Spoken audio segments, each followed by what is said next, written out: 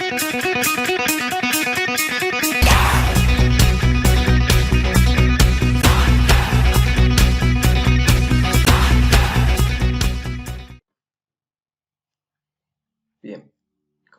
¿cómo van chicos? ¿Cómo están? Espero que estén bien.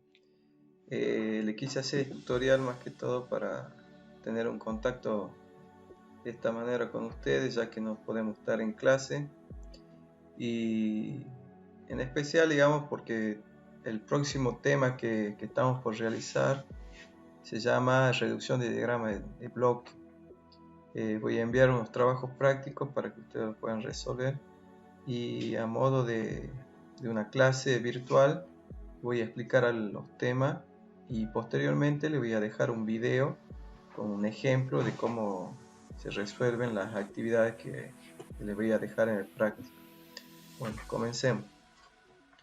El tema, como habíamos dicho, como está en el PowerPoint ahora, es reducción de diagrama de bloque. El objetivo es que ustedes aprendan a aplicar el álgebra de bloques a los sistemas. Vamos a ver, los sistemas de control se pueden representar de dos maneras. Los sistemas de control, como ya estábamos viendo en clases anteriores, los prácticos que hicieron, ustedes habían hecho tal vez a través de Mason. Si no me equivoco, ustedes hicieron una representación del flujo, y podían, de acuerdo a la fórmula de Mason, podían llegar ustedes a la función de transferencia y calcular la salida de todo el sistema. En parte era otra forma de reducir el sistema y obtener el control de ese sistema en forma inmediata, pero eso también es un modelo matemático. Entonces, como decimos acá en este momento, mediante un modelo matemático podemos representar a un sistema de control, que es ni más ni menos, como les decía, la función de transferencia, que tiene relación las variaciones de salida en función de las variables de entrada. También podemos hacer a través de diagramas de bloque, que es la representación de las operaciones del sistema mediante bloques de operación simple. Entonces podemos también representar, que es el tema que vamos a estar profundizando a continuación. Para que podamos ver un poquito y analizar, existen dos maneras dentro de los sistemas de control para poder analizar los sistemas físicos, que son aquellos que corresponden a los sistemas lineales, y los sistemas no lineales. Los sistemas lineales están relacionados con las leyes físicas, que justamente hace alusión a la representación matemática por medio de ecuaciones lineales, y por consiguiente obtener una solución. Esa solución va a estar obviamente también, podemos decir, va a estar a través de cálculos matemáticos o instrumentos. Se utiliza esos elementos para llegar a una solución. Puede ser a través de parte numérica o a través de algún instrumento. Los sistemas de control también habíamos dicho que eran sistemas no lineales, que son leyes físicas de aproximaciones, o sea que podemos decir que se aproxima al valor, y no es un valor exacto, pero es lo más aproximado. También se representa por medio de ecuaciones matemáticas lineales, que nos da también una solución aproximada. También uso de instrumentos y cálculos matemáticos. Como habíamos visto, ustedes ya saben lo que es un sistema de lazo cerrado y un lazo abierto. Aquí estamos viendo una representación de un sistema de control de lazo cerrado, donde ustedes tienen que tener en cuenta algo importante, ya que ustedes ya hicieron sobre todo los flujos aplicando la fórmula de Mason, que ahí decía que ustedes tenían que representar la trayectoria.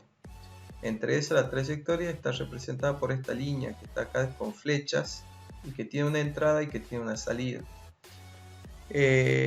Si observamos, digamos, el siguiente sistema de control, vamos a ver que tenemos una entrada, tenemos una señal de salida, un comparador, señal de error, un control o regulador, un actuador, una planta o proceso y otra salida, y vemos que se realimenta nuevamente a través de un captador y vuelve esa señal a comparador.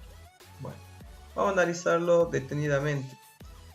Nosotros tenemos que tener en cuenta, primero que nada, que un sistema de control de lazo cerrado es justamente un sistema que está controlado y que está regulado.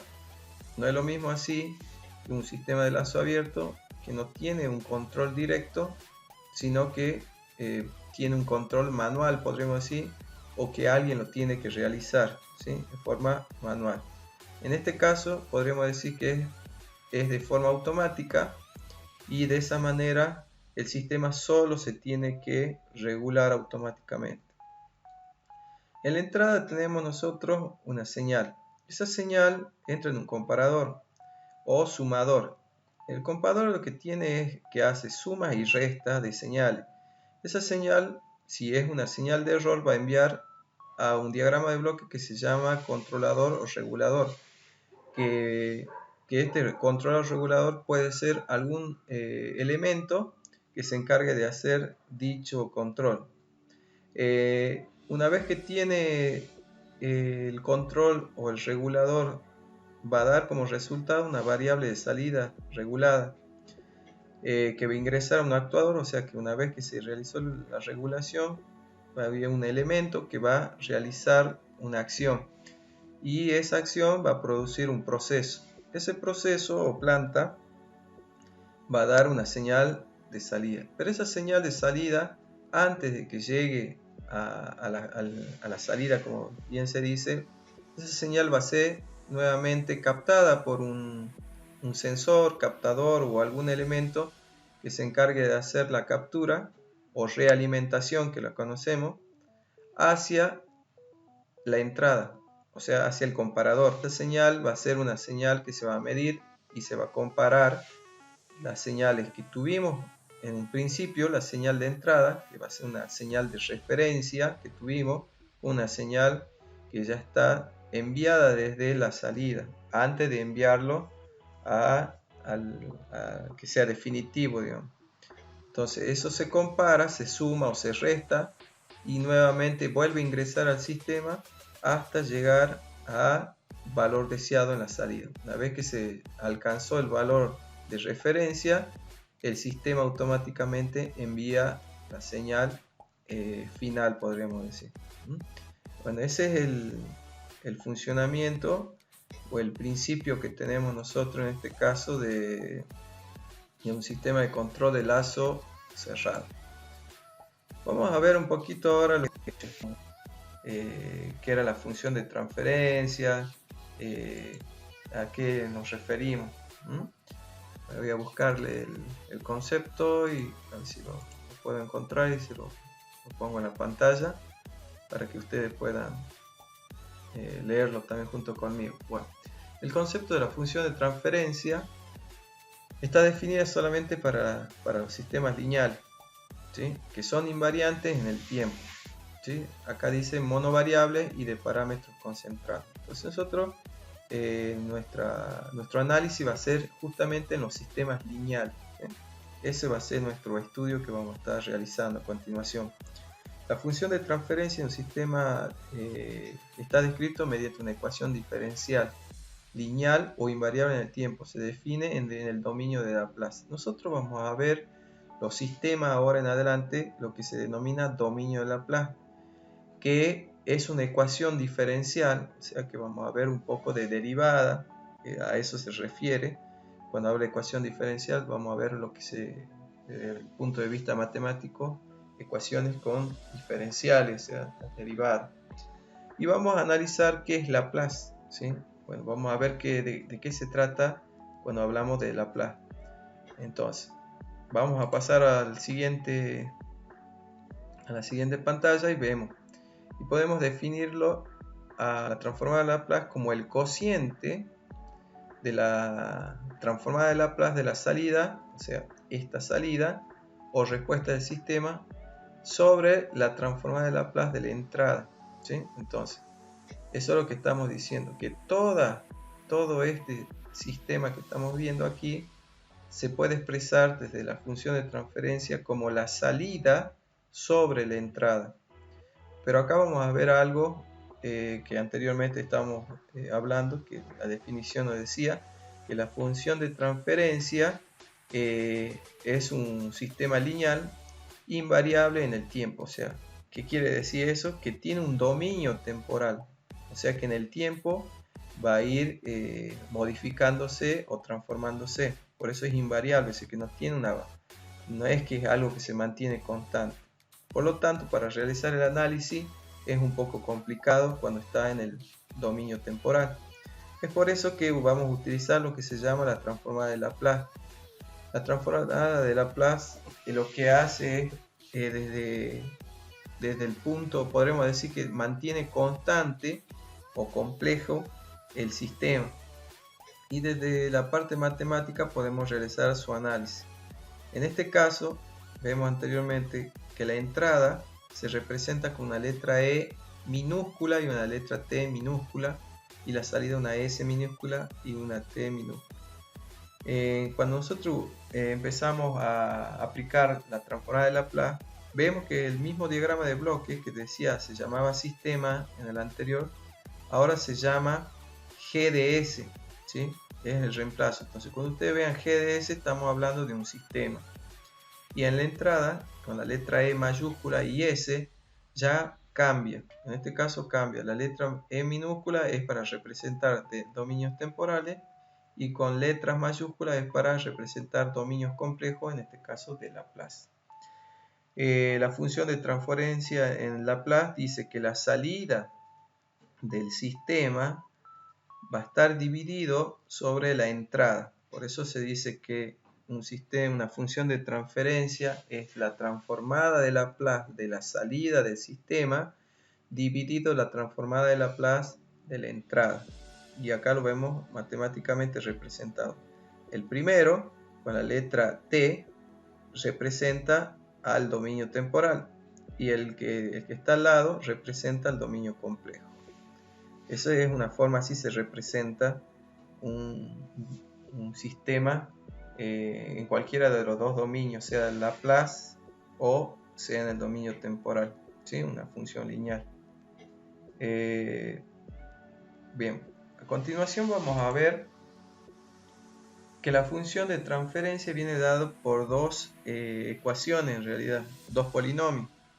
Estos polinomios tienen por un lado el numerador y por otro lado el denominador.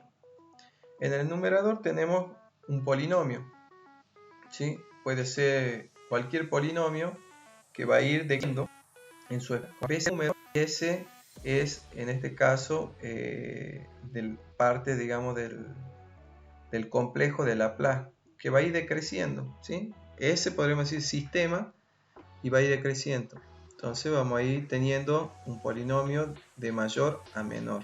Lo mismo tenemos en la parte de abajo, un polinomio que va a ir decreciendo de mayor a menor.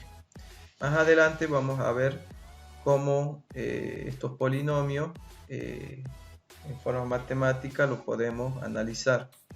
La función de transferencia es muy útil para que, una vez calculada la transformada de Laplace de la entrada, podemos conocer de forma inmediata la transformada de Laplace de la salida.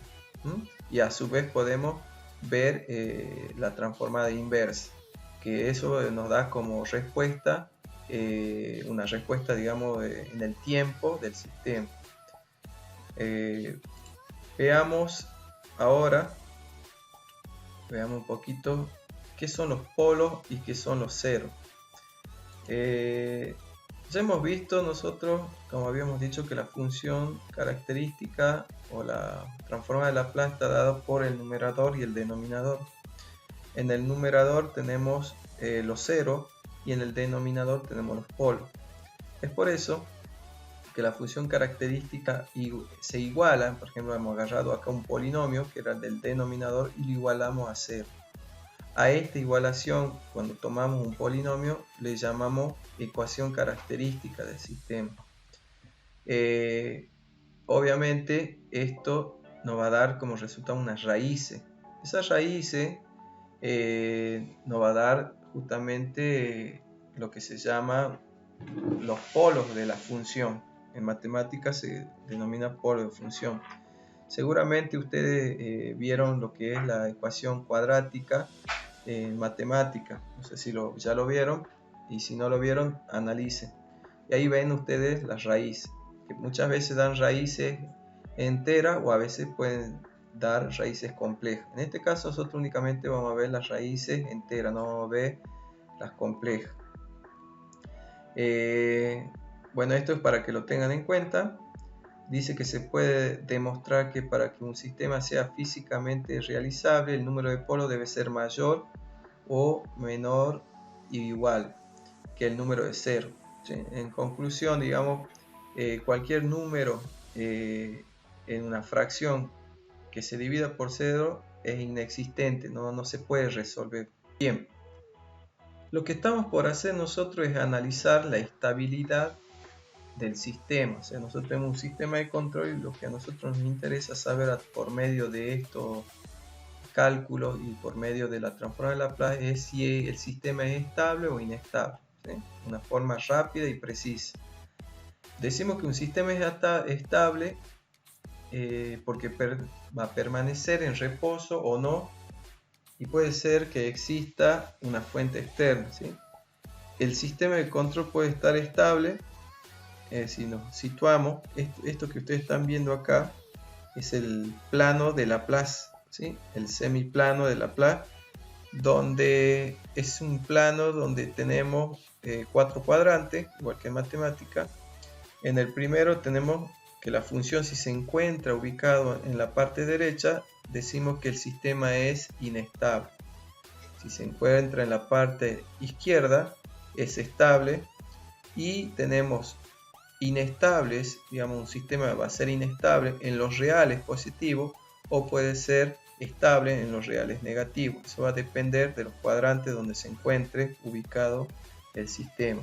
Una vez que hagamos los cálculos, seguramente en este plano vamos a poder ubicar nosotros el sistema donde se encuentra y vamos a poder determinar de forma inmediata si el sistema es estable o inestable. Entonces los polos situados en el origen o eje o en el eje imaginario dan lugar a respuestas continuas o constantes que se consideran inestables. Es lo que le acabé de explicar. Y los polos en la parte derecha del plano complejo dan lugar a respuestas que crecen con el tiempo y por lo tanto son inestables.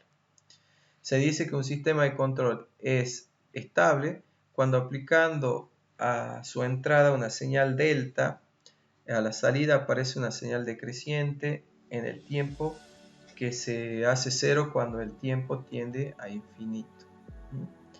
Bueno, en esa manera podemos identificar nosotros el sistema si es estable o inestable.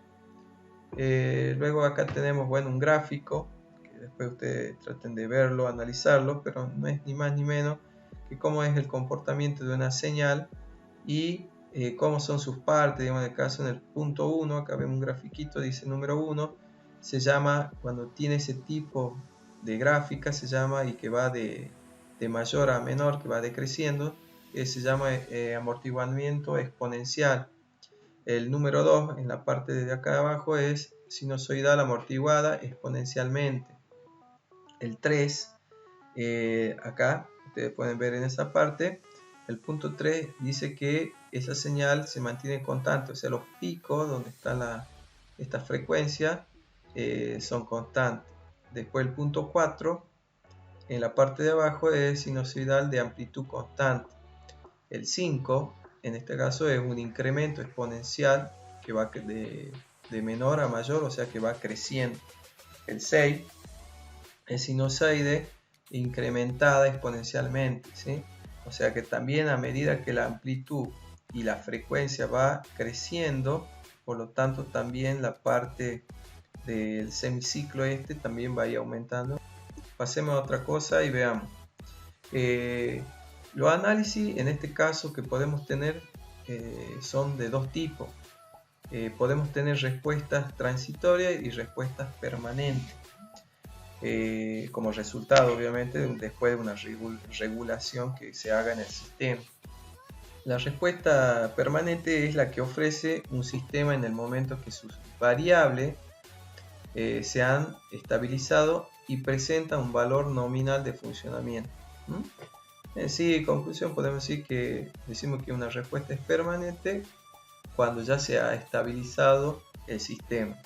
Decimos que una respuesta es transitoria cuando se produce en un sistema una respuesta permanente y que por lo tanto presenta variables sin estabilizarse, o sea que podemos decir que es transitoria porque en un determinado tiempo se mantiene permanente, pero después empieza a fluctuar, como habíamos visto en los gráficos anteriores, esa variable, y por lo tanto tiende siempre a anularse o a medida que transcurre el tiempo.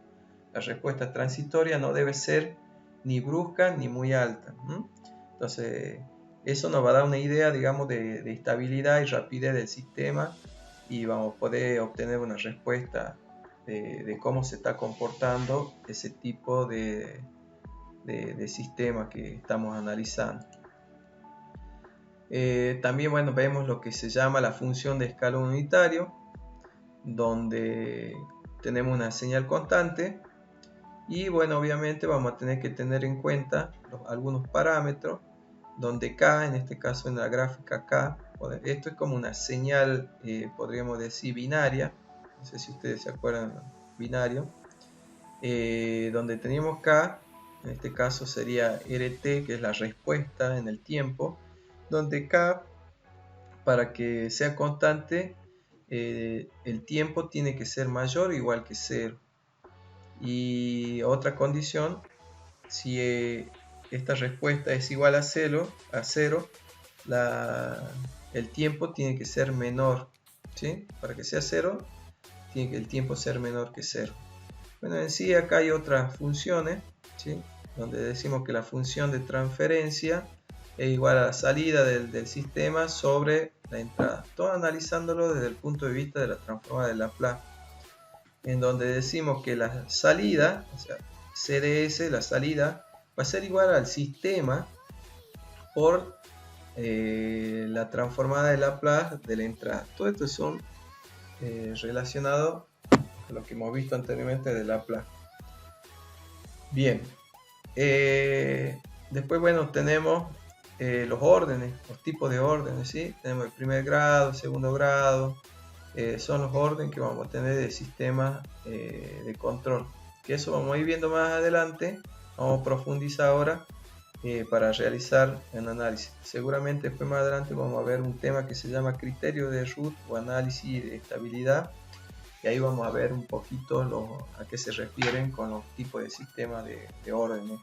Cero, de primer orden, segundo. Los diagramas de bloques es una representación gráfica de la relación, que es una causa-efecto que existe entre la entrada y la salida de un sistema físico. El bloque se representa mediante un rectángulo que contiene el nombre o la descripción del elemento o la operación matemática que se ejecuta sobre la entrada para obtener la salida. Este bloque, como vemos aquí en la pantalla, está representado, como habíamos definido, con un rectángulo donde GDS es el sistema, RDS es la entrada y CDS es la salida. Todo trabajando en la transformada de Laplace, por eso está con letra mayúscula. Y donde dice la salida, esta salida, que lo analicen, que lo vean, ¿sí? Cuando tenemos una respuesta de entrada y tenemos una respuesta de realimentación, acá dice los signos más menos, vamos a tener una respuesta en la salida que va a ser igual a la respuesta de la entrada menos la respuesta en este caso de la realimentación. ¿Qué pasa acá? Va a haber una resta, ¿sí? Se resta esas dos señales y se obtiene una nueva señal, una nueva variable, si es que está corregida o no, y para enviarlo nuevamente al sistema de regulación. Bueno, acá tenemos otro donde en el comparador tenemos dos signos más. En este caso, estas señales que van a hacer se van a sumar, entonces la salida va a ser igual a la señal de entrada más la señal realimentada que vamos a obtener en el sistema, y bueno, nos va a dar seguramente como resultado la señal de error. En este caso tenemos otro tipo de sistema Perdón, acá anteriormente también había una Q, no la había visto, que viene con un signo negativo también. Entonces en este caso se resta. En este caso tenemos también lo mismo, que tenemos dos sumas, entonces ¿qué va a ser? Tenemos dos señales que entran en un comparador, no como acá que entraban tres, por lo tanto nuestra respuesta va a quedar igual a la señal de entrada más la señal realimentada, ¿sí? Se suma. Veamos la combinación entre líneas de actuación. Estos son lazos en realidad que van a estar entrando, o señales en forma de flecha. Algunos van a ser sumas, otros van a ser restas, multiplicaciones o división. Acá vamos a ver un poquito la combinación también de diagramas de bloque. Decimos que una conexión en serie es cuando tenemos dos bloques uno al lado del otro, donde tiene una entrada y tiene una salida, y que comparten una señal intermedia. En este caso lo podemos representar de la siguiente manera. Decimos que la salida, estamos hablando de este sistema, BDS es igual al sistema G2, ¿sí? Al sistema este, en el bloque S, por la entrada IDS, y también podemos decir que es igual GDS, que es la salida en este caso de este bloque, va a ser igual al sistema por la señal de entrada UDS. Bueno, BDS va a ser igual, si unimos todo esto, va a ser igual a G1 más G2 por UDS. Entonces, eliminamos esta señal y acá lo involucramos. Por lo tanto, nos queda de esta manera. Respuesta. Tenemos la salida y esta es la entrada. Entonces decimos que la salida sobre la entrada va a ser igual a los dos bloques que son de los sistemas, sistema 1 y sistema 2. De esa manera se representa este bloque en forma matemática. Y se reduce este bloque de esta manera, en un solo bloque. Se unen los dos en un solo bloque y tenemos la entrada y tenemos la salida. Conexión serie. Tenemos el bloque de esta forma y obtenemos este bloque. Bien. Conexión en paralelo es cuando tenemos dos bloques que están en paralelo.